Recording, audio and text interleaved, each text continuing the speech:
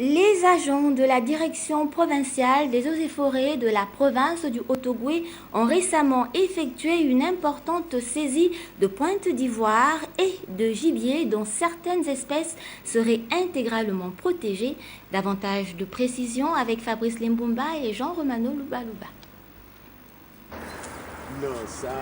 Le stock est composé de plusieurs dizaines d'espèces animales partiellement et intégralement protégées, à savoir des gazelles, des porcs-épics, des singes, des potamochères, un boa chassé dans le parc de Plateau Batéké avec ses fusils de type calibre 12.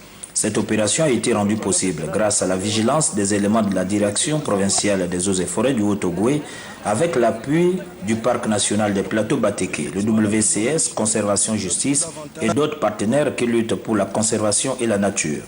Ce fruit de 2 jours de mission a été présenté à la place publique devant le procureur de la République, Gilbert Barangolo, qui devra engager des poursuites contre les propriétaires de cette cargaison de gibier saisie. Là, ils sont en train de détruire la première phase. La deuxième phase, ils ont laissé des convocations aux intéressés. Ils vont donc passer chez eux.